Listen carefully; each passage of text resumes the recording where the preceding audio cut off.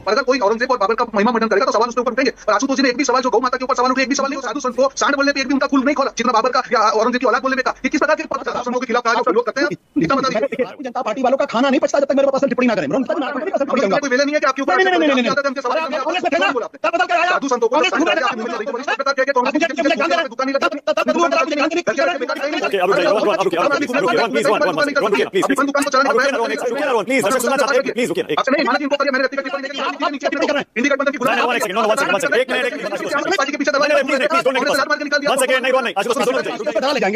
नला ले जाएंगे मुझे। आशुतोष मेरे पास टांग नहीं है क्या? बात नहीं कर रहे, पढ़े लिखे आदमी बात कर रहे हैं, इतिहास का जानकार हूं मैं। अरे भैया ना तुम पत्रकार बन सके ना बन सके, हिम्मत तो है। ये गुलामी बंद करो, कोई फायदा नहीं वाला नहीं है। भूल जाओ राजसभा कुछ नहीं मिलेगा। जय श्री राम दोस्तों, कैसे आप? आई होप सारे स्वस्थ होंगे और मस्त होंगे। तो आज की डिबेट एक ऐसे टॉपिक पे होनी है कि मैं क्या बताऊं आपको, आप डिबेट देख ही लीजिए तभी आपको पता लगेगा। तो पहले देखते हैं इस रिपोर्ट को और उसके बाद देखेंगे पूरी डिबेट को।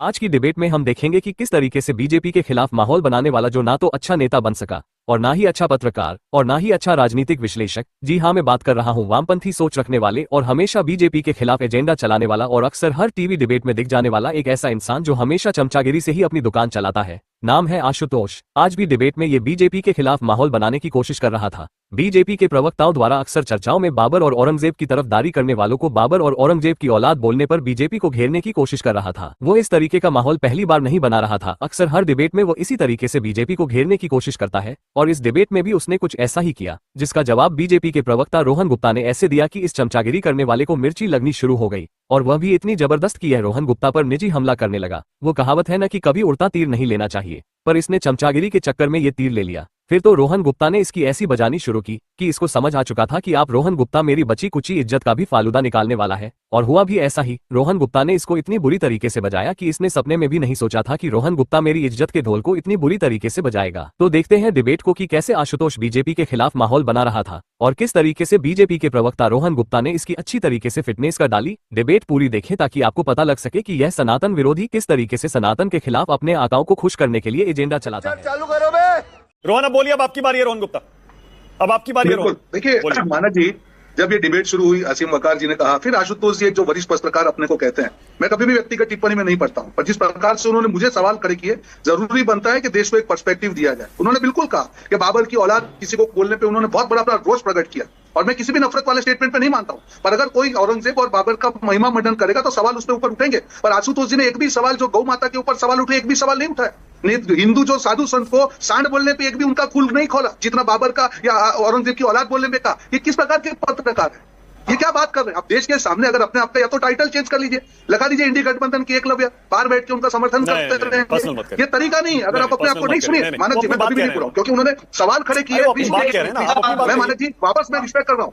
मैंने कभी भी किसी भी व्यक्तिगत टिप्पणी ना, मैं आशुतोष जी का विरोधी हूँ, हम लोग मतभेद की बात कर रहे हैं। पर अगर कोई अपने आप को वरिष्ठ पत्रकार करके देश के सामने अपना पर्सपेक्टिव रखता है, दोनों साइड से होना चाहिए। गौ माता का अपमान करने वालों को भी उनको सवाल पूछना चाहिए था। हिंदू साधु संतों को कीड़ा मकोड़ा जैसी सांड जैसी बात करने वालों को भी उनको सवाल उठाना चाहिए था।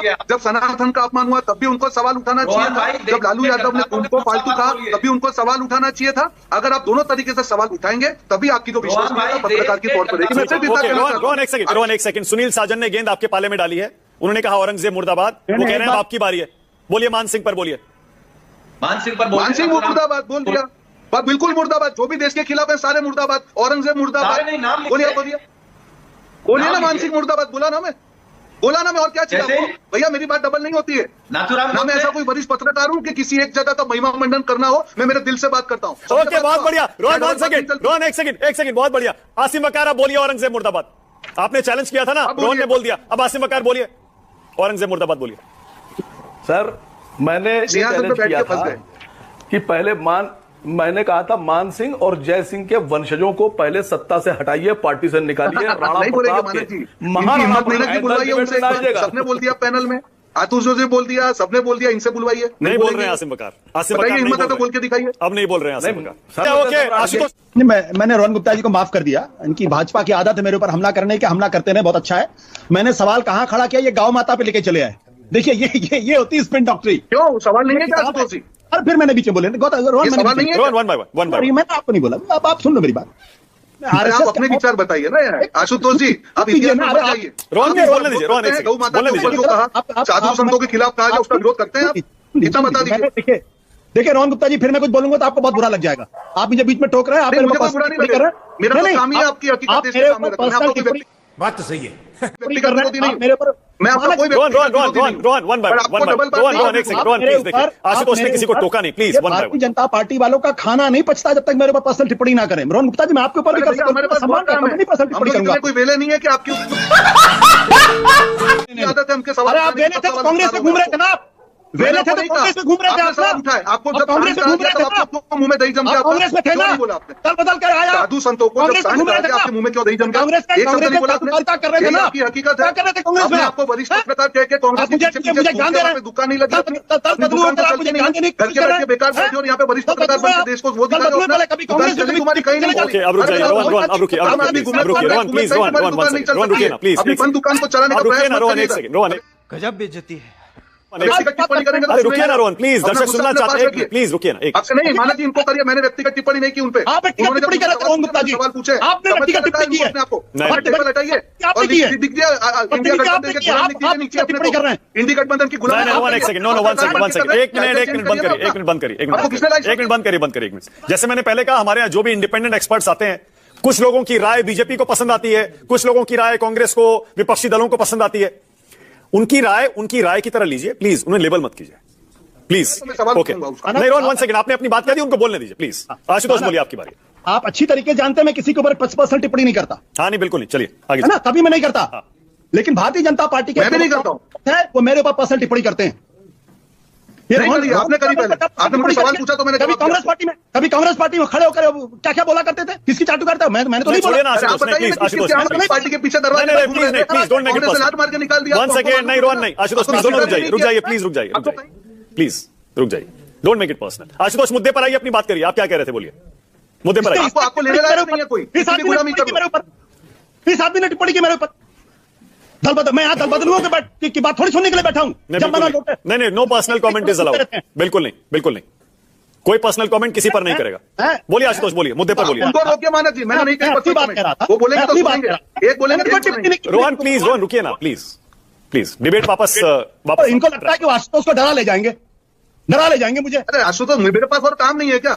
हाँ भाई, कैसी लगी आगे स्वाद?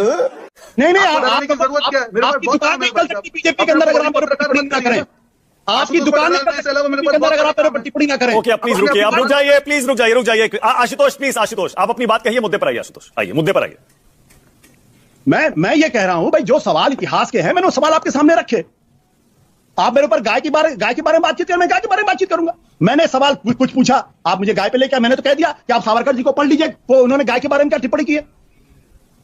पढ़े लिखे आदमी किताब उठा के देख ले, नहीं तो गूगल कर ले, भी पता चल जाएगा 2 मिनट के अंदर।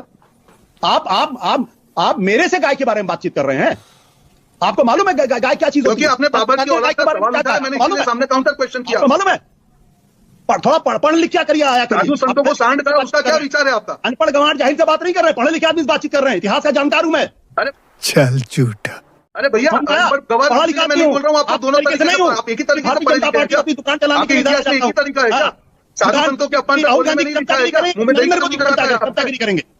कभी राहुल गांधी की चमचागिरी करेंगे, कभी नरेंद्र मोदी की चमचागिरी। नहीं आशुतोष, अरे चमचागिरी तो आपका केजरीवाल की करके बाहर निकल गए। तुम्हारी वो क्या है ना, तुम्हारी नहीं कर बदलूं मैं, कांग्रेस के लायक हो तुम, वरिष्ठ पत्रकार के लायक भी नहीं हो।